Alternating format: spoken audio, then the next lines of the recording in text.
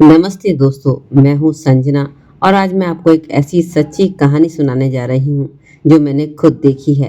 एक ऐसा रिश्ता जो हालातों के जाल में उलझ गया। ये कहानी उत्तराखंड के एक छोटे से गांव से आई एक लड़की की जिसका नाम था नैना। नैना की उम्र करीब 21 साल थी और वह देहरादून के एक बड़े व्यापारी अमित बंसल के घर पर फुल टाइम काम करती थी।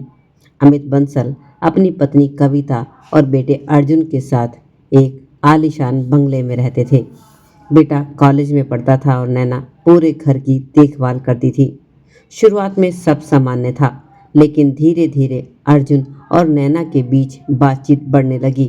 अर्जुन पढ़ाई के बहाने नैना से बातें करने लगता और नैना भी धीरे धीरे उसके व्यवहार से प्रभावित होती गई।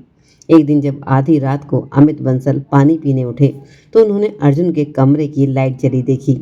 उन्हें लगा बेटा पढ़ाई कर रहा होगा, लेकिन जब उन्होंने दरवाज़ा खोला उनके होश उड़ गए। अर्जुन और नैना एक दूसरे के करीब थे। अमित ने बिना कुछ कहे दरवाज़ा बंद किया और अपने कमरे में लौट आए।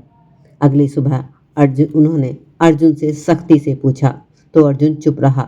उन्हें लगा कि उनका बेटा भटक रहा है। उन्होंने तुरंत निर्णय लिया कि अर्जुन को हॉस्टल भेजा जाएगा ताकि उसका ध्यान पढ़ाई पर रहे। घर में कोई झगड़ा ना हो, इसलिए उन्होंने कविता को कुछ नहीं बताया। अर्जुन के हॉस्टल जाने के बाद घर में शांति थी, लेकिन नैना अब अकेली पड़ चुकी थी। जिस सहारे से उसने खुद को मजबूत बनाया था वह अब दूर हो चुका था। अमित ने भी देखा कि नैना उदास रहने लगी है। एक दिन उन्होंने नैना से पूछा, सब ठीक है? नैना ने सिर झुका लिया। अमित को समझ आ गया कि उसका मन खाली है और शायद वो खुद भी अब भावात्मक रूप से अकेलेपन से जूझ रहे थे। धीरे धीरे अमित और नैना के बीच बातचीत शुरू हो गई। कभी कभी अमित रात को किताब पढ़ते हुए नैना को चाय बनाने को कहते और वहीं रुककर उससे बातें करने लगते। एक दिन कविता मायके चली गई कुछ दिनों के लिए। उस समय घर में सिर्फ अमित और नैना थे। उन दिनों में अमित को ऐसा लगा जैसे घर फिर से जी उठा हो। एक रात जब नैना कमरे में सफाई कर रही थी, अमित ने कहा, तुम बहुत मेहनत करती हो, तुम्हारा धन्यवाद कैसे दूं? नैना मुस्कुरा दी। शायद उसे भी किसी के शब्दों की जरूरत थी। फिर एक दिन अमित ने उससे पूछा, क्या तुमने कभी सोचा था कि तुम भी कुछ बड़ा बन सकती हो? नैना ने धीरे से कहा, सपने तो बहुत हैं साहब, पर उन्हें देखने का वक्त नहीं मिलता।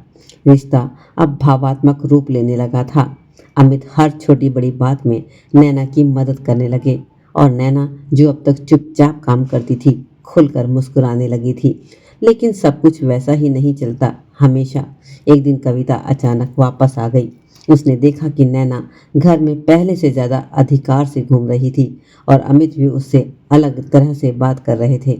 कविता को शक हुआ, लेकिन उसके पास कोई सबूत नहीं था।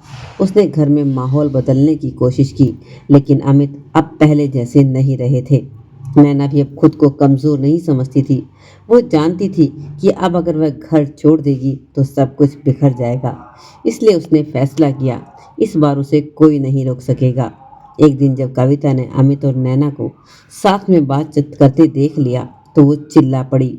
घर में भारी बहस हुई। अमित ने खुलकर स्वीकार किया कि अब वो नैना से जुड़ाव महसूस करते हैं। कविता ने तुरंत तलाक की बात छेड़ दी और घर छोड़ दिया। अमित टूट चुके थे, लेकिन उन्होंने नैना से वादा किया कि वो उसे इंसाफ दिलाएंगे। कहानी यहाँ ख़त्म नहीं होती।